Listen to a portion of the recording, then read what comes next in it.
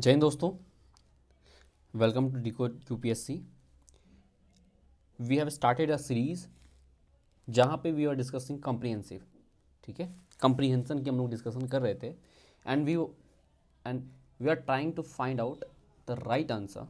ठीक है, अब कुछ भी नहीं, इधर उधर की बातें नहीं। ठीक है, आई होप आप सब अच्छे से पढ़ रहे होगे। एक स्मॉल रिक्वेस्ट है, do subscribe it, right, and do watch entire lecture. And those who haven't watched the first part, I will be adding that link into description box. You can check it out, please watch it. ठीक है ना, we will be continuing our this series. हम लोगों ने यहाँ तक 13 question तक 13 question तक डिस्कस कर रखा था, राइट ना। चलो अब आगे डिस्कस करते हैं सेम। ठीक है, क्या कह रहा है कि डायरेक्शन दिया हुआ है जो कि 3 पैसेज हैं, 3 आइटम एक पैसेज में, 3 पैसेज का आंसर करना है और आपकी जो आंसर होनी चाहिए based on your passage only होनी चाहिए। इसको माइंड में बिठा के रखना आपने। चलिए नाउ, अब क्या कह रहा है कि to tackle the problem of pollution in cities. ठीक है, तो policy makers think that drastic action like temporary use of odd even number schemes for vehicles, closing schools, factories, construction activities, banning the use of certain type of vehicles are way forward। मतलब ये कह रहा है कि अभी जो pollution है, right, जाहिर सी बात है जो एनसीआर रीजन है उसमें काफ़ी पॉल्यूशन की ग्रोथ हो जाती है। जैसे विंटर अप्रोच करती है पॉल्यूशन की ग्रोथ हो जाती है। ठीक है, तो कह रहा है कि जो हमारी पॉलिसी मेकर है उनको लगता है कि जो हमारा ड्रास्टिक एक्शन है ना, जैसे कि आप मतलब टेम्प्रेरी जो यूज़ है लगा दो और इनका स्कूल बंद कर दो, ये सबसे क्या हो जाएगा, मतलब कि चेंजेस आ जाएगी। ठीक है, यही क्या है, वे फॉरवर्ड है। ठीक है, ऐसा बोला जा रहा है। नाउ कह रहा है कि even then air is not clean.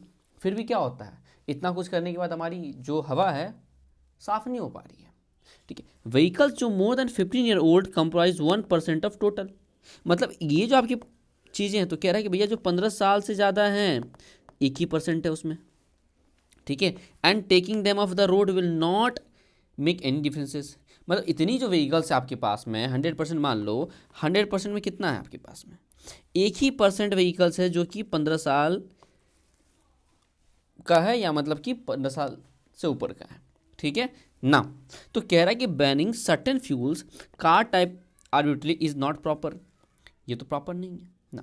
तो जो कि diesel engine produce more PM2.5। अब नाउ आप मुझे ये बताओगे PM2.5, PM10। ठीक है, आप मुझे जो 8 पॉल्यूटेंट हैं, ठीक है, उसके नाम मेंशन करो, किसमें, कमेंट सेक्शन में, and I will check that one. ठीक है, ये आज आपका होमवर्क है। ठीक है, इन्वायरमेंट सेक्शन का, पॉल्यूशन का, आप मुझे ये 8 पॉल्यूटेंट जो हैं इनके नाम बताओगे ना। तो कह रहा है कि diesel engine produce more PM2.5 and less CO2 than petrol और CNG इंजन। ठीक है, तो on other hand both diesel and CNG engine produce more nitrogen oxide than petrol engine. ठीक, तो कह रहा है कि no one has measures the amount of nitrogen oxide that CNG engine are emitting. ठीक है, कि मतलब कोई भी मेजर नहीं किया है कि जो अमाउंट जो आपकी नाइट्रोजन ऑक्साइड प्रोड्यूस कर रहा है that CNG engine are emitting. ठीक है, तो कह रहा है कि arbitrary ban on vehicles have that have pass mandate fitness test and the periodic pollution test are unfair. ये भाई साहब अनफेयर है, मतलब कि चीज़ें ठीक ढंग से नहीं हो रही है। अब सोचो कि अनफेयर कैसे है, कि आप सोचो ना कि अगर आप जा रहे हो, ठीक है, अगर आप क्या कुछ भी मान लीजिए आप टेस्ट पास करिए, फिर भी they will be finding some default to extract money from you, तो है ना, आप लंबी क्यू में लगते हो। ठीक है, चलो, तो what needed is the scientific और reliable information about source of pollutant. अब यहाँ पे बता रहा है कि भाई ये सब जो कर रहे हो आप वो ठीक नहीं है, आपको करना क्या चाहिए, ज़रूरत का क्या है हमें, तो क्या है कि साइंटिफिक एंड रिलेबल इंफॉर्मेशन होना चाहिए कि about source of pollutant on a continuing basis and the technology that will work to reduce the pollution from them. मतलब सबसे पहले हमें तो सोर्स आइडेंटिफाई करनी है, किस टाइप की पोल्यूशन निकल रही है, और हमारे पास में टेक्नोलॉजी होनी चाहिए कि उसको क्या कर सके, वहीं जहाँ से सोर्स से निकल रहा भाई साहब वहीं पे ख़त्म करे, उसको रिड्यूस करे। ठीक है ना, चलो, which one of the following statement best reflect the most logical and rational implication conveyed by passage, यही है। तो अब क्या कह रहा है, arbitrary curbs on vehicles to reduce pollution are difficult to implement. ये तो बात नहीं क्या गया, ये तो सिर्फ बोला कि भैया जो आपने आर्बिट्री जो आप रूल्स लेके आ रहे हो वो कहीं से ठीक नहीं है, मतलब कि वो सक्सेस नहीं है। आपको लगता है कि चीज़ें हो रही है लेकिन हो नहीं रही है, मतलब जो दिखता है वो होता नहीं, जो होता है वो दिखता नहीं, ठीक है। चलो बाहर आते हैं। चलो, arbitrary curbs on vehicles to reduce pollution are difficult to implement, ये तो कहानी है, पहले गया। Now, knee jerk reaction can not solve the problem of the pollution but an evidence based approach will be more effective. चलो, कुछ हद तक ये सही है, ठीक है। क्या बोल रहा है, की jerk reaction can not solve the problem of pollution but an evidence based approach, evidence based approach की बात कर रहा है तो विल बी मोर इफेक्टिव ना। अब आगे नेक्स्ट स्टेटमेंट पे आते हैं। See, a heavy penalty should be enforce on the those driving without the periodic pollution test. यहाँ तो बात पेनल्टी की बात की नहीं गई पैसेज में, ठीक है ना, तो ये भी गया। अब in the absence of law to deal with the problem of the pollution the administration tend to make arbitrary decision. नहीं, लॉ कैसे नहीं है, वी हैव लॉ, ठीक है। तो यहाँ पे तो बात वो भी नहीं किया गया है, लॉ तो हमारे पास में है, अगर ऐसा देखा जाए तो लॉ तो है हमारे पास में। प्रॉब्लम, अगर पॉल्यूशन की प्रॉब्लम से डील करने के लिए तो लॉ है, वी हैव, है ना। तो कहाँ से बना रहा है, ये गलत। अब ये देखो, ये जो स्टेटमेंट है, ये जो स्टेटमेंट मैंने बोला कि कीज और क्रिएशन कैन नॉट सॉल्व, अब ये कोई लोग होगा देखिएगा जो बोलेगा भाई साहब एक्सट्रीम स्टेटमेंट है तो वो रॉन्ग हो जाएगा। इसलिए मैं बोल रहा हूँ कि आपको don't go on those things first, पहले आप चीज़ों को समझो तब जाओ इस पर, ठीक है। तो solve problem pollution but and the evidence based approach will be more effective, ठीक है। कि कीजर आपकी जो रिएक्शन है वो प्रॉब्लम सॉल्व नहीं करेगा, लेकिन जो evidence based approach will be more effective. तो यहीं पे बात क्या क्या क्या भैया, साइंटिफिक होना चाहिए, रिलेबल इन्फॉर्मेशन होना चाहिए। तो ये क्या जो इन्फॉर्मेशन क्या आपका एविडेंस ही है ना, ठीक है। तो our answer will be B ना। Come to this passage. तो क्या कह रहा है कि good corporate governance structure in जो governance structure in encourage company to provide accountability and control, ठीक है। क्या क्या प्रोवाइड करेगा, अकाउंटेबिलिटी प्रोवाइड करेगा और कंट्रोल प्रोवाइड करेगा। तो फंडामेंटल रीजन जो है why the corporate governance has move on to the economic and political agenda worldwide has been rapid growth in international capital market, ठीक है ना। अब effective corporate governance enhance access to the external financing by the firm.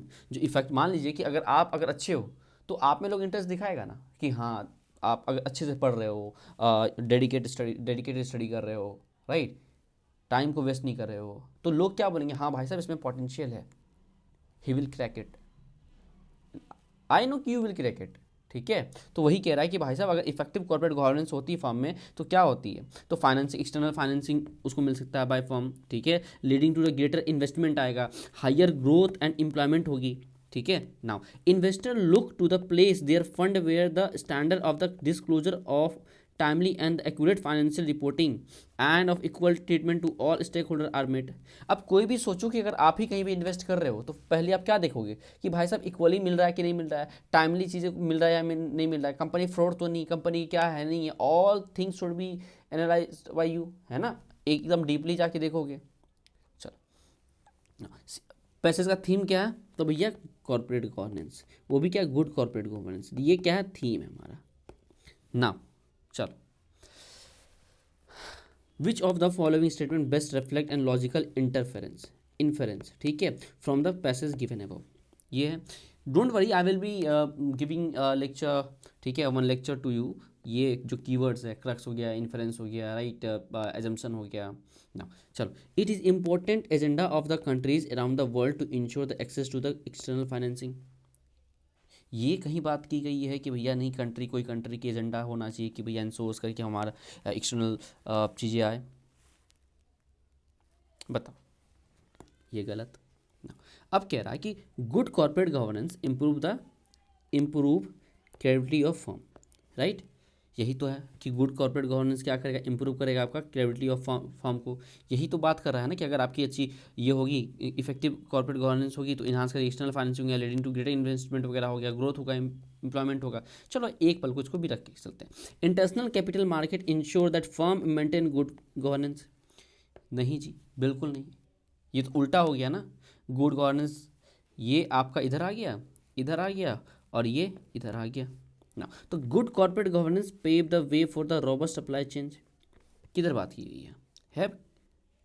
ये तो good governance की क्या बात कर रहा है कि भाई साहब एम्प्लॉयमेंट बढ़ेगी, ठीक है, क्या होगी, रैपिड ग्रोथ होगी, है ना।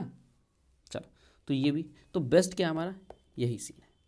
दिस इज आवर आंसर, ठीक है ना। We will move to third passage. ये थर्ड पैसेज क्या कह रहा है, इन्वायरमेंट से है ना। तो एलिफेंट आर लैंडस्केप आर्किटेक्ट, ठीक है। लैंडस्केप आर्किटेक्ट क्या कि भाई साहब हमारी मतलब ज़मीन बना रहा है, चीज़ें वो कर रहा है ना। Creating a clearing in the forest, preventing over growth of certain plant and species, मतलब कि प्रिवेंट कैसे कर रहा है कि भूख लगती तो खाएगा ही ना, जो चीज़ें हैं, ठीक है। The things which are available there they will be eat those things only, they will be eating those thing only ना। तो and allowing space for the regeneration of others, ठीक है, which in turn provide the sustenance to the other herbivores animal, ठीक है ना। Elephant ईट plant, क्या करेगा, plant को खाएगा, फ्रूट को खाएगा, सीड को खाएगा, seed propagating the seed when they defecate in other place as they travel, खा लिया और जहाँ ट्रैवल कर रहा है तो उधर ही निकालेगा, जहाँ डिफिकेट करेगा उसके साथ में सीड्स वगैरह भी निकलेगी, ठीक है। तो जो elephant dungs provide the nourishments to the plant, जाहिर सी बात है कि जो एनिमल की डंग्स होती है, नॉट जस्ट ऑन एलिफेंट, काऊ की डंग क्या करती है, नरिशमेंट प्रोवाइड करती है ना, काम आती है हमारी मिनरल्स की, ठीक है ना। चलो, animal act as a breeding ground for insect हो गया। In time of drought they access water by digging hole which benefit other world life, जब सूखा पड़ जाता तो क्या करता है वो अपने मतलब कि माथे से डिग करना स्टार्ट करता है चीज़ों को, ठीक है, पानी निकालता है, तो सिर्फ बेनिफिट उसे ही थोड़ी मिल रहा है, अदर जो हमारे एनिमल्स हैं they are also getting benefited from that thing ना। अब सवाल है which of the following statement best reflect the most logical and rational interference that can be drawn from the passage, ठीक है, वही इन्फेरेंस, ठीक है, most logical and rational influence की बात की गई। Now the home range of the elephant needs to be vast area of rich biodiversity, क्या कह रहा है कि home range of elephant need to be भैया कहाँ बोला है कि ये होना चाहिए, उसके लिए होना चाहिए, तो बात नहीं की गई। ये तो बात कर रहा है कि हमारे इकोसिस्टम को, हमारे इन्वायरमेंट को कैसे इंप्रूव कर रहा है, इसका क्या योगदान है। एलिफेंट नहीं कह रहा कि भाई मुझे भी आर्टिकल 21 ला के दो, ठीक है। नाउ लेट मी नो कि आर्टिकल 21 किस चीज़ को कहता है, ठीक है। आर्टिकल 19, ठीक है, एक बात बताओ, राइट टू मूव किस में आएगा, 19 और 21, कमेंट करना। चलो, तो elephant are the keystone species and they benefit the biocity, यही तो बात किया गया है ना यहाँ पे कि कैसे मतलब कि अदर जो हमारे वाइल्ड लाइफ को इफेक्ट पहुँचा रहा है, बेनिफिट पहुँचा रहा है, कैसे अदर एनिमल्स को बेनिफिट दे रहा है। चलो आगे बढ़ते हैं, इसको रखते हैं। ये तो पहला क्या मेरा गलत, दूसरा है ऑप्शन हमारा, ठीक है ना। Rich biodiversity can not be maintain, can not be extreme word है, थोड़ा सा सचेत हो जाएंगे। Can not be maintain in the forest without presence of elephant, ऐसा थोड़ी है कि एलिफेंट नहीं होगा तो कुछ होगा ही नहीं, रिच बायोडाइवर्सिटी नहीं होगा, इकलौता जानवर थोड़ी है जो ये सारी चीज़ों को करता है, राइट ना। This is also wrong. Elephant are capable of regenerating the forest with species as per their requirement, कहाँ बोला कि एज पर देयर रिक्वायरमेंट मतलब कि रीजनरेट कर लेगा, ये कर लेगा, वो कर लेगा, ऐसा होगा। जो पैसेज में दिया गया उसकी बात करेंगे, नहीं दिया गया भाई नहीं बात करेंगे इसकी, ये खत्म, ये गलत। Our answer should be B कि elephant are keystone species and they benefited the biodiversity. Clear, यहाँ तक कोई दिक्कत नहीं होना चाहिए, अगर है लेट मी नो। चल नाउ पैसेज नंबर 31। अब ये देखो, ये the direction for the following 5 passage, इसमें 5 पैसेज है, बोला है कि 3 पैसेज दिया है, आंसर 3 में 5 है, 3 पैसेज में 5 है, ठीक है, एक में 2 है, फिर एक में 2 है, फिर एक में 1 है, टोटल 5 पैसेज हमारे पास में 5 आंसर करना है, और हमारी जो होनी चाहिए पैसेज के बेसिस पे ही होनी चाहिए। नाउ इन इंडिया, ठीक है, तो segregation of municipal waste at the source is rare, जो हम लोग, जो हमारी वेस्ट निकलती है, जो सोर्स है वहाँ पे सेग्रीगेट करना, ये बहुत रेयर है, बहुत कम होती हैं। तो recycling is the mostly with the informal sector, formal sector में भी नहीं है, इनफॉर्मल सेक्टर में है। अब लेट मी नो कि फॉर्मल इनफॉर्मल में क्या डिफरेंस है, what is the definition of informal, right. चल, more than 3/4 of municipal budget goes into the collection and the transportation. ठीक है, जो भी मान लीजिए कि 100 रुपये अगर है, तो आपकी 3/4 क्या 75% किस में चल जा रही है, 75% प्लस 75 रुपये से ज़्यादा किस में जा रही है, हमारी ट्रांसपोर्टेशन में, कलेक्शन में, जो कि which leaves very little for the processing resources, recovery and disposal, बहुत कम छोड़ देती है ना। What does waste to energy fit in all this. ठीक है, अब बोला कि where does waste to energy fit into all this, कहाँ फिट हो रहा है जी, कि मतलब वेस्ट एनर्जी में जो हमारी जो कॉन्सेप्ट है कि वेस्ट एनर्जी जो हम ये करेंगे तो कहाँ फिट हो रही, बताओ भाई साहब। तो ideally it fit in the chain after the segregation, ideally देखा जाए तो कहाँ फिट होता है, तो चेन में, in the chain after the segregation, जैसे सेग्रीगेट किए, जैसे उठाया वहाँ से हो गया, तो between the wet waste and the rest ना। कलेक्शन, सेग्रीगेशन के बाद collection, recycling, they and there for getting to the landfill, ले आए लैंडफिल के पास में, ये लैंडफिल है, यहाँ पे ले आए, यहाँ पे भर दिए ना। Which technology is most appropriate in the converting the waste to ensure depending on what energy depends on what is in the waste. मतलब कि जो टेक्नोलॉजी है, विच टेक्नोलॉजी मोस्ट, मतलब कि कौन वेस्ट, कैसा वेस्ट है, उसी हिसाब से क्या करोगे, उसी अकॉर्डिंग आप क्या करोगे, टेक्नोलॉजी लाओगे कि जो आप वेस्ट से एनर्जी कन्वर्ट कर सको। ठीक है, दैट इज कि जो biodegradable versus non biodegradable component. अब what is biodegradable and non biodegradable, बताओ मेरे को, एंड इट्स क्लैरिफाइज वैल्यू। ठीक है, तो biodegradable components of India municipal solid waste is little over 50%। जो आपकी बायोडिग्रेडेबल है, क्या बोल रहा है कि इंडिया में कितना है 50% प्लस है, थोड़ा ज़्यादा है।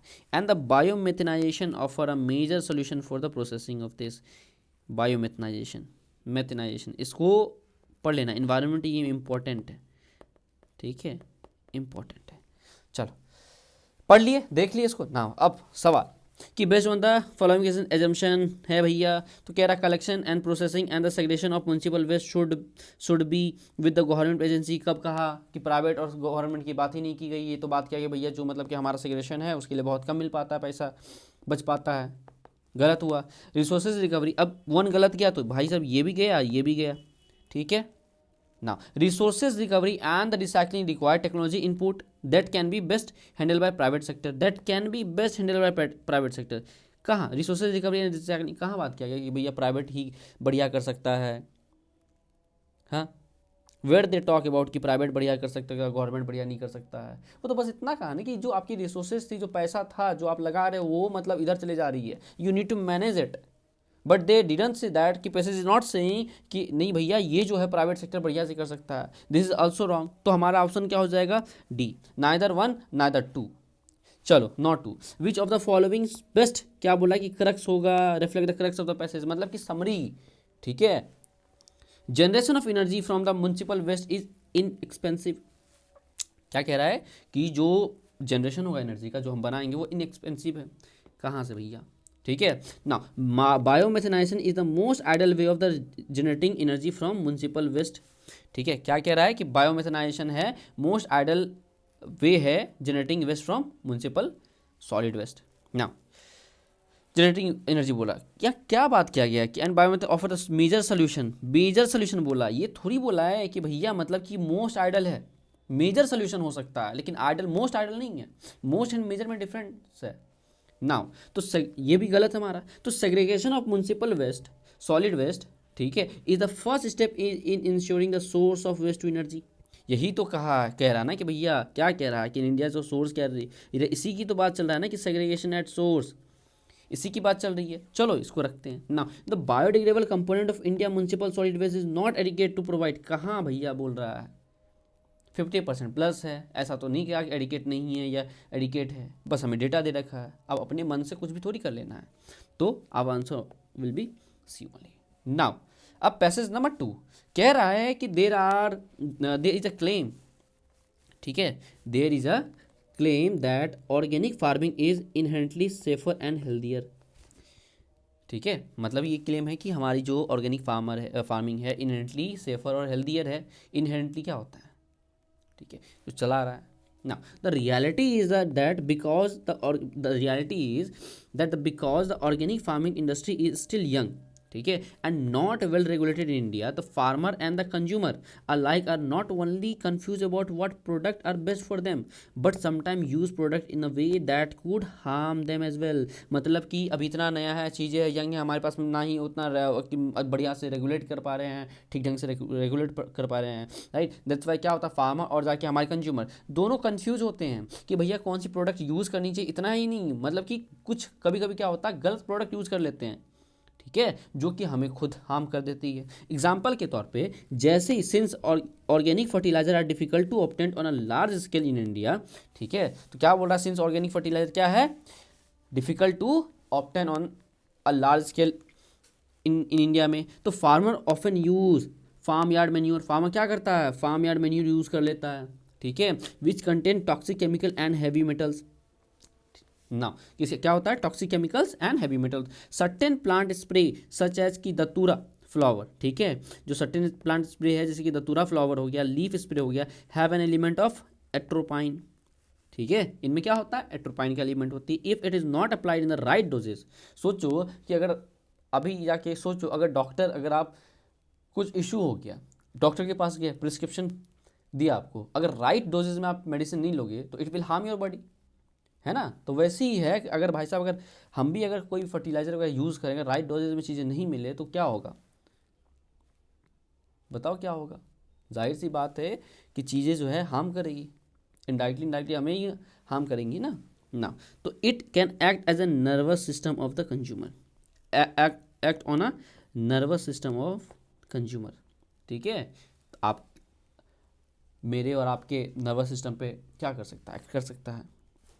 Unfortunately, how much and when to use it are not well researched और regulated issue। कितना कितना होना चाहिए, कब यूज़ होना चाहिए, कुछ रिसर्च नहीं किया गया है, वेल रिसर्च नहीं है, कुछ बढ़िया से रेगुलेशन नहीं है उसका। चलो अब इस पैसेज पे we will be saying this question, कह रहा है कि based on the above passage the following assumption की बात किया गया। अब एजम्पशन ऐसा थोड़ी है कि you will be assuming that कि हाँ आप पढ़े, आप एज्यूम कर लोगे भाई साहब मैं ये बन गया, मैं वो कर रहा हूँ, मैं वो कर रहा हूँ, वो अलग चीज़ है। जो पैसेज में दिया हुआ है उससे एज्यूम करना है, उससे निकालना है एजम्पशन हमको, right. Organic farming is inherently unsafe for the both farmer and consumer.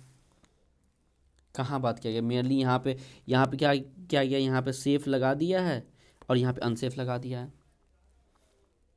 Right. तो ये रॉन्ग हो गया हमारा ना। तो फार्मर एंड, तो पहला गलत, ये गलत। तो farmer and consumer need to be educated about eco friendly food.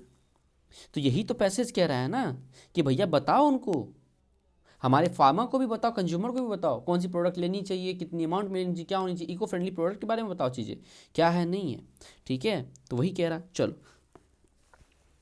This is our right option. ना अब सवाल ये है कि which of the following statement best reflect the most logical rational practical message conveyed by the author of the passage, यही कह रहा है ना। चलो, in India, organic farming should not be promoted as the substitute of the, कहाँ कह रहा है भैया, ये तो बात ही नहीं कह रहा कि भैया राइट डोजेस में यूज़ करना चाहिए, ये तो नहीं कह रहा कि नहीं होना चाहिए, दिस इज नॉट देयर। तो ये गया आपका गलत हो गया। Now there are no safe organic alternative to chemical fertiliser, there are no safe organic alternative, इसकी भी बात नहीं की गई, ये भी खत्म, राइट। नाउ